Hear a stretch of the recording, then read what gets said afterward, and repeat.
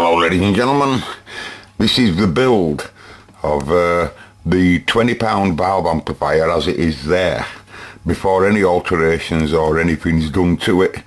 I must say that because I won't be using mine like that. I've told you, if you remember, that I don't like the idea of using one ECC83 for stereo. I don't, but I'm not clever enough to work out everything just yet. And I could have told you some different things regarding this. You know, I could have explained it better, but it were good enough, I suppose, to get you going. I see I have created some interest. Well, only a small amount, I grant you, but no one really knows, do they, about, you know. Anyway. That's starting the engine, by the way. Listen. Yeah, how well it started then. Alright. These come out of that Tektronix valve oscilloscope that I stripped down. Oh, I've got 277,449 of them, and they're beautiful. They really are good, folks. They're good for one made way.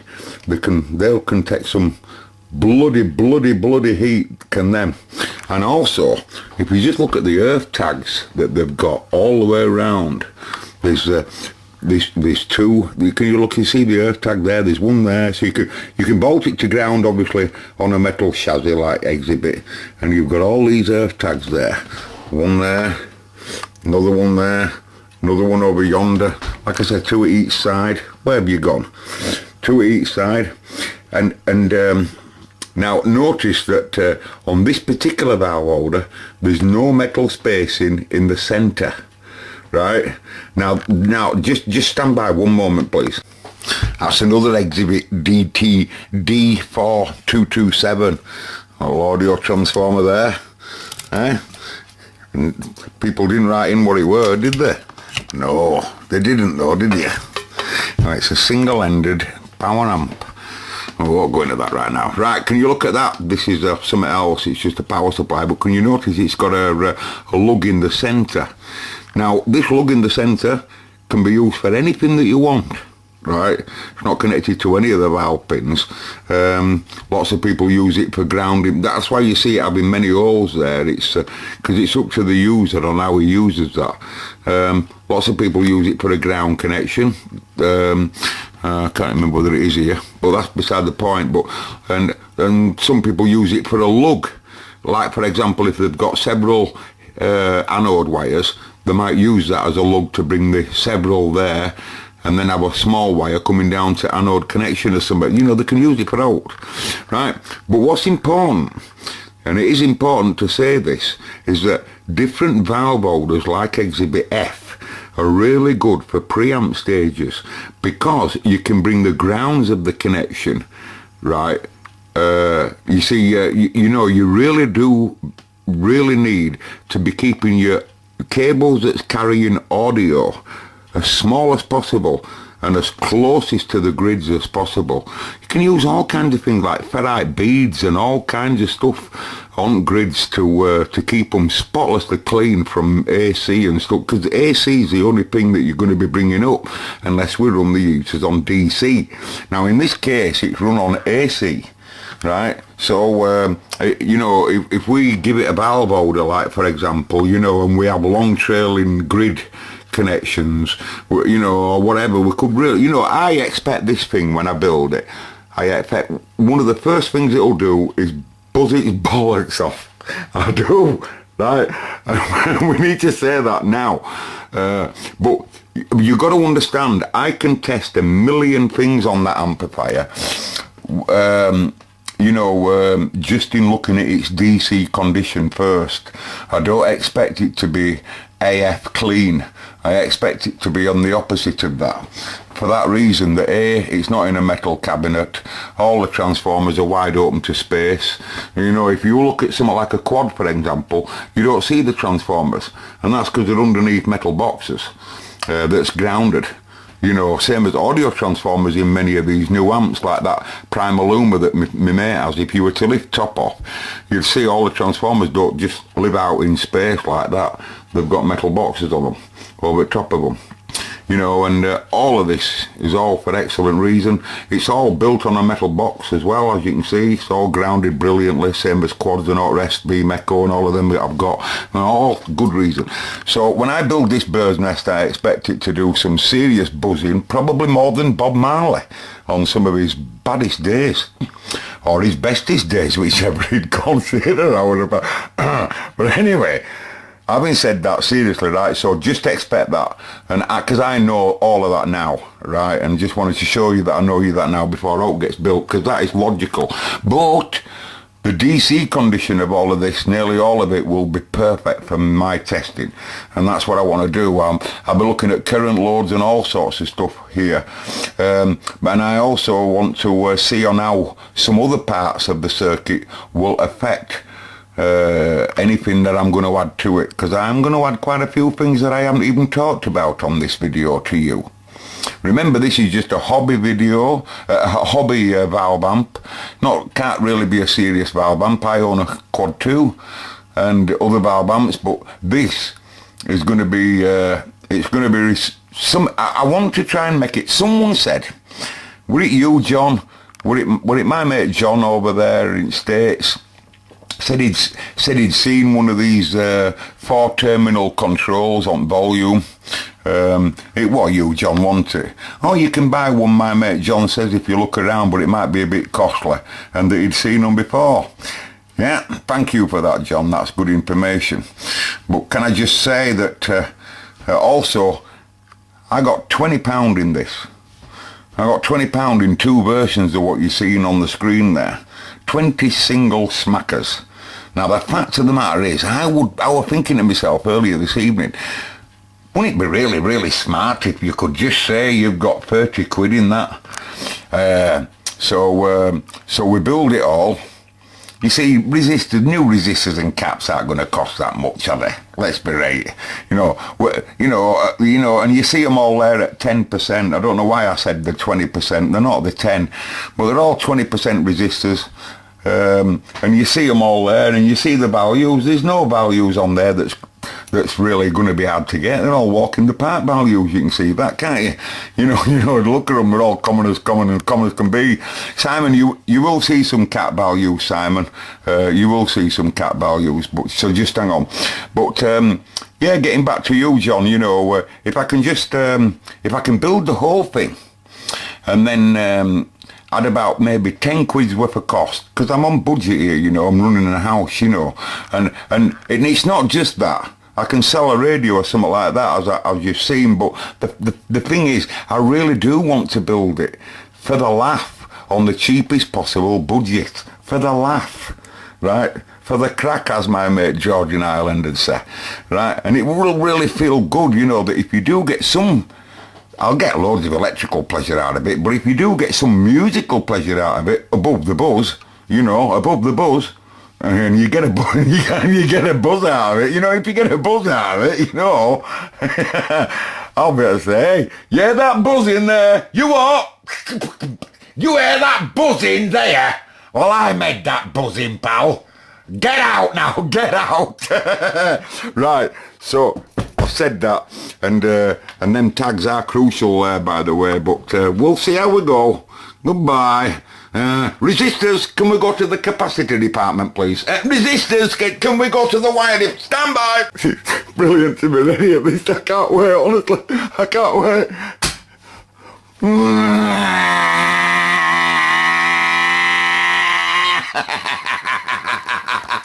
I'd like to take this opportunity at the very beginning, because this is important video to me.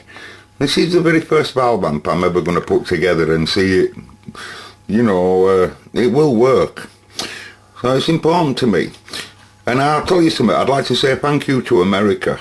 Because these valve holders came from Tektronix, and they're better than I thought for this purpose. I'm going to use these. I've been looking at them again, and I'm really chuffed with them, even more so.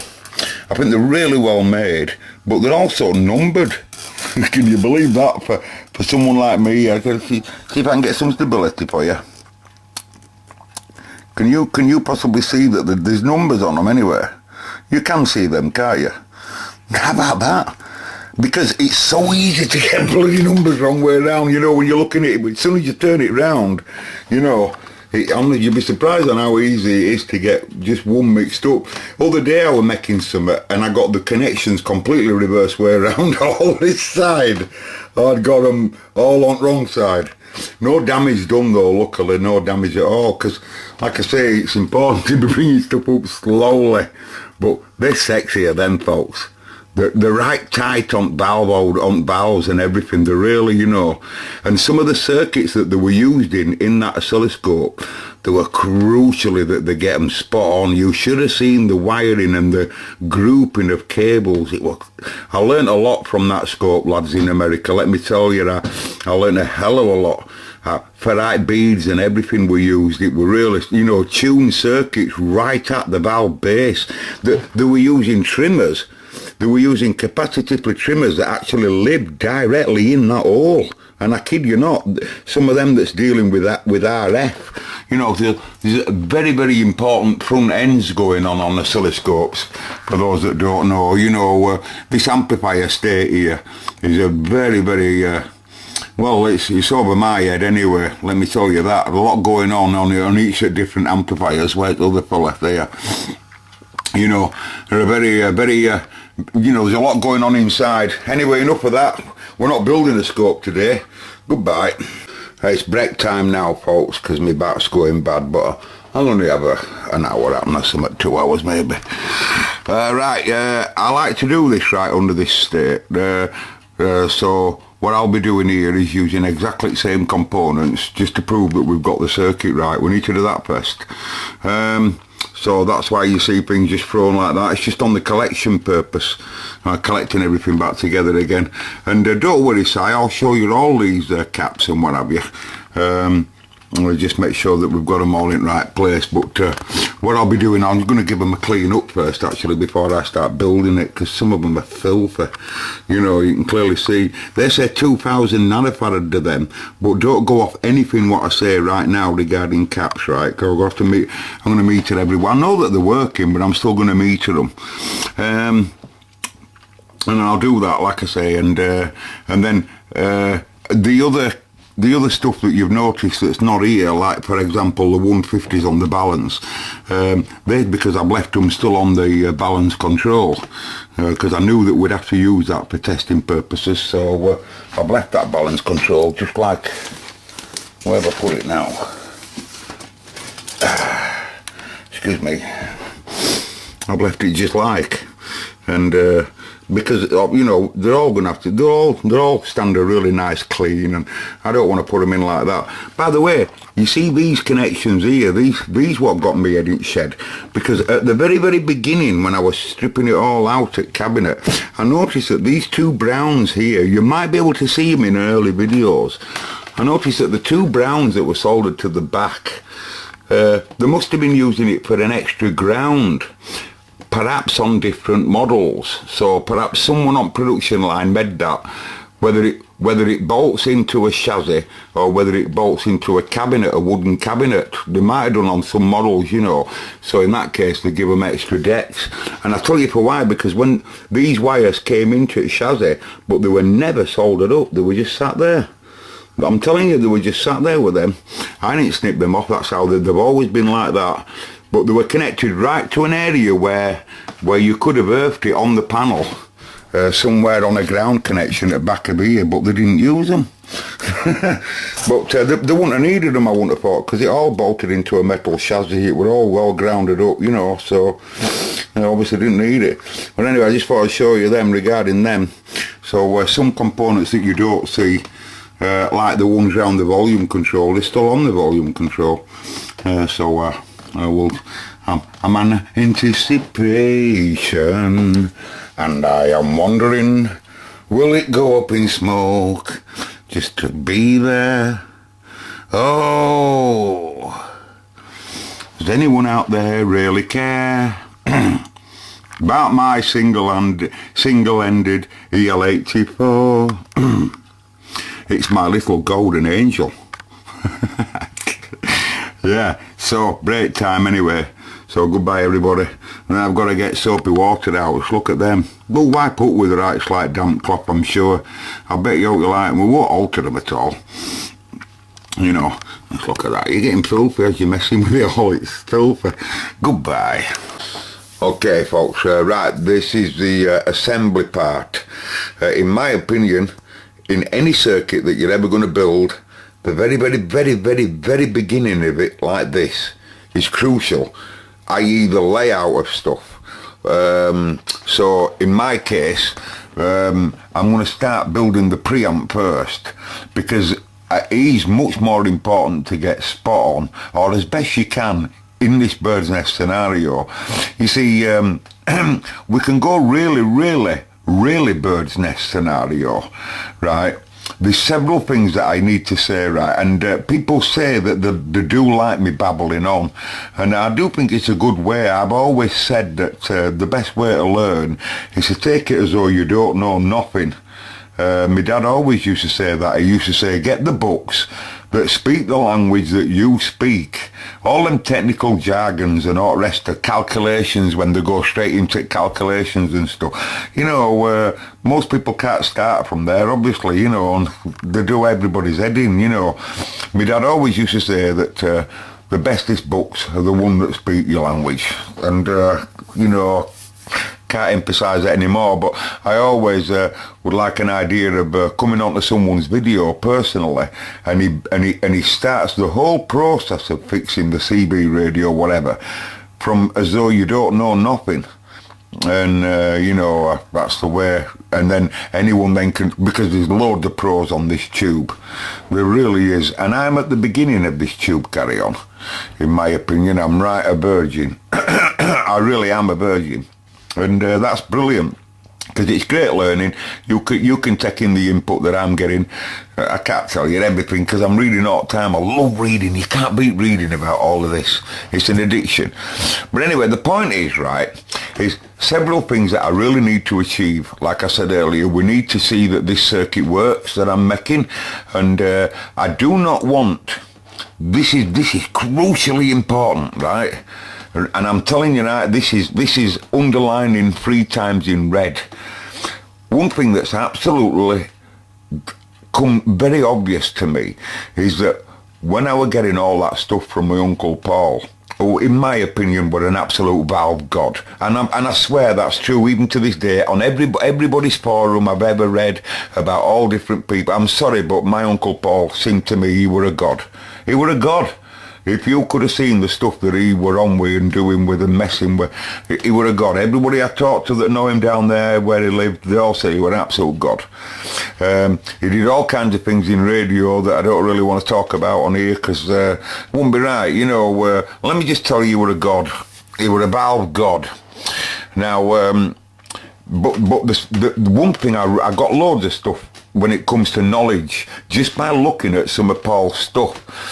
Didn't get a lot to repair, like I've said, but one thing I really come apparent to me is how come Uncle Paul always seemed to just change the parts that was required, right? And you could clearly see capacitors and resistors that had been pulled up at one end and tested and what have you, and put back. You could see where it needed new capping, it'd get new caps. You could see where resistors wanted upgrading, he'd upgrade them. He were brilliant, I'm telling you. But what were really surprising is the fact that he kept the parts working for as long as he possibly could. Now then, at the very, very beginning of when I learnt that, just by looking at Paul's stuff, I was quite surprised at that. I thought he'd have gone for all the recapping and blah, blah, blah and all of that. And then I started, as I'm getting more interested in valves, I started going to different websites.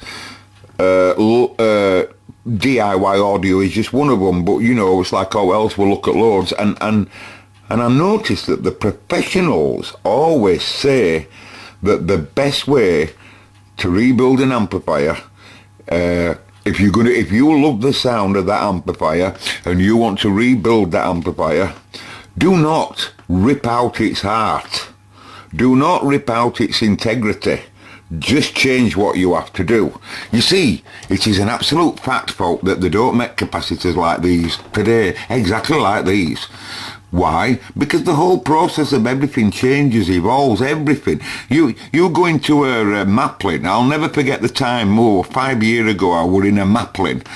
And Simon says, can you write all currents down and everything, didn't you, Simon? Well, I'll tell you this, there's a fact. I'm waiting in queue to buy a capacitor that I didn't have in value, and I had to go to Maplin, where I could buy my part direct. I needed it then. I was fixing a Revox power supply.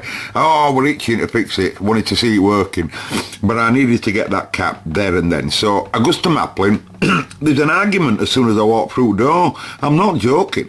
Fella says, I'm telling you, love, it's not the case. You've got it mixed up. Could you go back, please, and get me a 2-watt so-and-so, so-and-so?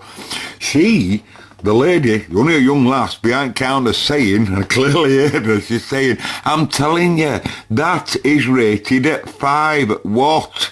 Right, and she says it's perfectly capable, but Elise, you said 2 watts or higher, right? That value, that is 5 watt. He said, it can't be. What about this, big love? I'm not joking, it was like that.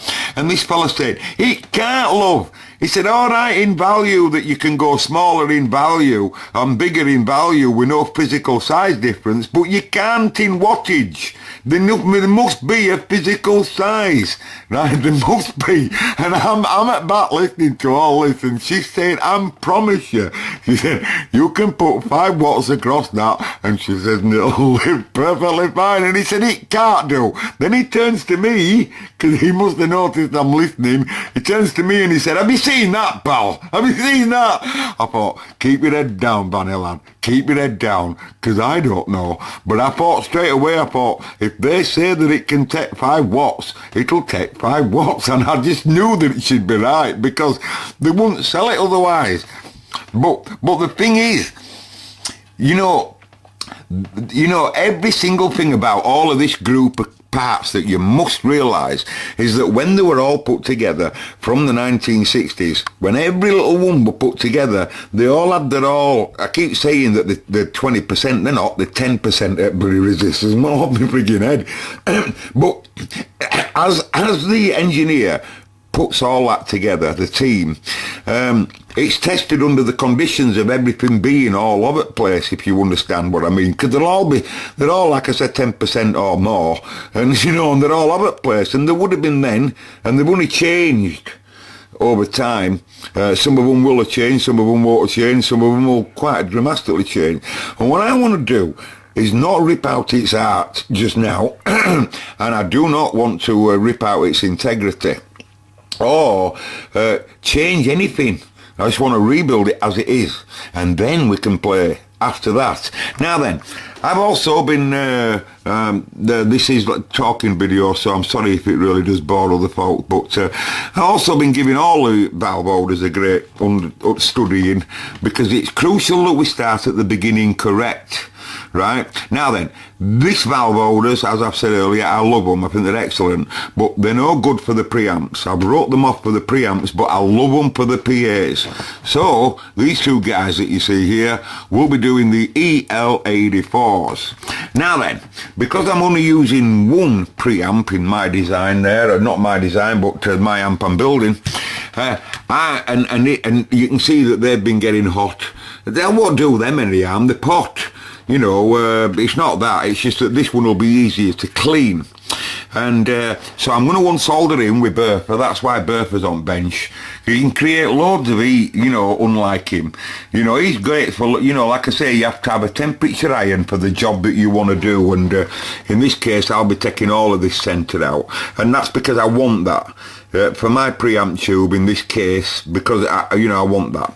And I also been thinking loads of different ways about what I'm going to mount it on, because the birds, I'm going to do the bird's nest, but I'm going to do a tidier bird's nest than what you'd see, if you know what I mean. And we have to get this grounding as best we can, even though we want to test. And there's another point, the test. Now then, so you picture scene. You just heard me say I don't want to rip the heart out of the machine. I don't want to ruin the integrity. Well, if you keep pissing around pulling capacitors up that's 50-year-old, something's going to snap off. Alright, so before all them get cleaned with a bit of steel wool, and every single one of them all get cleaned with a bit of steel wool, they'll all clean back up like new. Now, you'll notice that I haven't bent some of them straight on purpose, and some's got sleeves on, if you've noticed them, some's got plastic sleeves on, so you can allow them to sit on a metal cladded board, but other types, for example, you cannot, or don't have sleeves on, right? And you don't want to be pulling out off. I can see he's been getting a little bit tired, but I don't know what he tests like, but we know it works. You can even see the little white sleeve, and that's because as leg were coming down, if it were to touch on that metal frame, it would short itself, you see. So electricians even went to trouble to put a sleeve there, and so it just can't possibly touch the metal frame, which would be ground theoretically. But the point is, what I'm trying to get at in all of that massive over is, guess what I found? And I said to myself, oh yes, that'd be brilliant. That'd be absolutely brilliant. Now I swear to you folks, I haven't bought them. They come from my Uncle Paul. And there's so many different ways I could use them for this particular job. They'd be brilliant. They really would. For example, idea 724 is to this, and you know, look at the amount let me show you in detail what you got here. You've got a copper clad, it's just a copper clad, for those that don't know, and on the other side it's just normal, whatever it is, fiberglass, just like a normal circuit board. And using your drill bit there, you know. Now then, and loads of other attachments, you know, you can, now I could solder loads together like that, and I could square them up perfect, like make a jig, and then I could solder a wire, you know, get a wire, solder a wire there, little blob, then pull it tight, solder another blob there, pull it tight, solder another blob there, solder it tight, another blob there, and then go over the whole wire, right, hotly, right, and that'll just bond it all in like a frame. I could go all the way around that edge, all the way around that edge, put in a little dimmed in corner, and so I could have some standoffs and what have you, and then it'd be dead easy then to just get a valve holder. This is not my idea though, but this is just one of them. But get a valve holder. This one would be great for it, right? And now, because this valve base is a very common base, and it's the same physical size as the preamp and the EL84, uses the B9A base. It's known as the B9A. And now, if you notice, if I were to go to trouble to straighten these pins that come down, they have to come down in the same law as the size of the pins of the tube. Right? So just bear that in mind, right? So basically, if I were to bend these lugs that's come down here when I cleaned it up, when I stripped it out, and really straighten them up nice and tidy, I could just then find out that, you see, what's the orientation of this is crucial, because we have to have an understanding of what's going to come up at one end, what's going to come up at that end, so that we don't want all the parts coming this way or that way, you know, if we would just, because what my idea is for testing purposes, it'd be brilliant. Look at the grounding on that. That's absolutely gorgeous, people. You cannot get better than that, right? Now then, so what my idea is, if I were to, once I find my orientation of where that lives, excuse me, I don't have to worry about these lugs. Remember, this is for the preamp. I'm only going to use this for measurement purposes, right? So once I find where it lives, left and right, and where my input to grids and blah blah blah, power supply and everything, and where heaters are going to go up at best, right? All I've got to do then is put it to where I need it to go, for where the diagram says that the pin connections of them grids and all the rest are in the place I want them, so that we know from that point, we know which area on the left hand side is going to have certain capacitors. Then I can work out the physical size of the caps that they use for that job, and blah blah blah, and how much space I need here, and how many interconnections here, and same here. Because what I'm going to do with this, I'm going to build it into the mono version like you see on there, but I'm also going to leave space at the other side for building the other channel up, right? So that I'm not making work for myself a bit later. Now then, getting back to the testing. So sorry, I put my valve holder like that, and I get a felt tip pen, or I don't know, I'm going to use a marker because it'll clean straight off afterwards. You get a marker and then you put a blob there, a blob on outside, where every one of the pins are. Then when you remove it, you'll have 9 pins, but they'll all be just on the outer edge. So you get your little drill and you drill on the inside of that, and everything's done reverse way around, so that now you've got, as I now take that valve holder out, right, and unsolder it, right, I'll then, using this again as my key, it's got an hole in the middle, so I should just plot that in there in right place, find my centre with a nail or something to scratch that copper clad, then I'll drill that through. So now I have an hole for that, right, for that to sit in, and I'll make sure that my spacings are perfect for them once I bend them back up after I resolder them. And then I'll have a scenario then where I can just plug the old base straight into my hole that I've made, so that now that porcelain type pot valve holder with its earth plug in centre will now drop straight into there. Right, the only difference is now the earth clad will be shorting out every one of the pins, but just using my little grinder bit on end, not that, a much smaller one, I'll just literally grind out where I need the spacers, so that way I can make as much grounding as I possibly can here, and in many places, to make sure that tube base, not that one of course, but this one, is all ground. You see, if you look at the heaters, pin 4 and 5 are soldered together, and it's directly connected to ground and all. And also notice that the EWC 83, the common, which is brilliant design, the common to the heaters, i.e. the one where the heaters are going to come in, is the closest one to where the ground is. Right, so you can really see what them guys were studying, can't you? So you know, they're trying their hardest to keep the AC as really well grounded as possible. So, and also the tube base and like a metal foil directly underneath the amplifier with all this ring. Oh, brilliant idea. So we're gonna use that. I love that. And except we're going to try and make it a little bit better. Now then, I don't want to be ruining integrity of my caps, do I, and breaking stuff, so I'm going to make a little island with my grinder where he needs to go. For example, coming away from one pin, I'll just grind away a little space, then solder it, and then it'll be living on its own, and if something else to come up, connect up to it, I'll solder it on top of the little island. And that way, when I want to put my milliamp meter or scope or whatever in the middle of that, if I want to, if I'm looking at current or whatever, I can just unsolder the island and lift the part up. Now, don't you think that's sexy? Look at me when I'm talking to you. If you think it's sexy, come on, lads, let me know. Right, because I do. That's the best idea I can come up with, grounding. And then picture the scene, ladies and gentlemen. Once I put me preamp tube in the right place in centre there, and all my space for the left and right, I can then sew it and cut it to size, and that's the preamp. Then we can come along then and build the power amp in the same sort of design. Then when we come to put them together, that way, in the future, ladies and gentlemen, I might want to try a different preamp. As I've said earlier, I don't like the idea of that pulling effect. That'd be brilliant, that, yeah. All you've got to do is work out now your new preamp. Where's new preamp? Oh, it's here.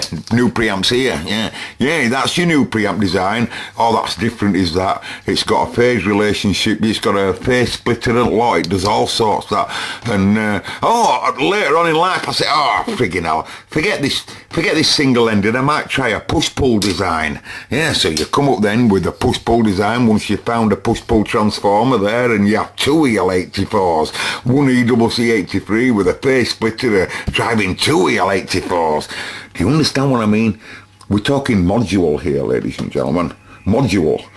and you can easily lift any caps up you want to mess around with, you know. Now then, if you think that's a good idea, you better write it in, because this video's gone on long enough. You just watched part one. This has just been part one of the build. It'll give you an idea of what we're going to do. It won't take that long, folks. I'm telling you, you'll be surprised on how fast you can grind a surface. And when I think about the tracks that I don't want, you know, there's tracks on there I don't really, you know. Okay, catch you in a little bit, ladies and gentlemen. I bet you're eager, aren't you? Are you eager? Well, you're nowhere near as eager as I am, and I'll put money on that, because I have all the parts in front of me. You're nowhere near as eager as I. But I have to get this first preparation of the preamp stage as best as I can, because I would like it not to be buzzing its, you know, bollocks off at the beginning. That would be, and if it just takes just a little bit more work to get that preamp, you won't get as much as that buzzing on your power amp. You just won't, because of the voltage is much higher. But at the delicate preamp stage, you know, we will.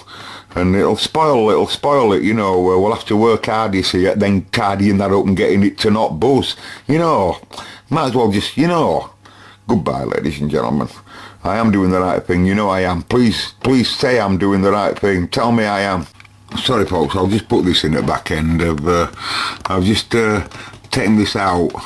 And the idea is a brilliant idea. I'm happy with it. But the what are you going to use for my mock-up there to find my holes? You know, I'm not going to do that. And that's because the pins are like, I want this.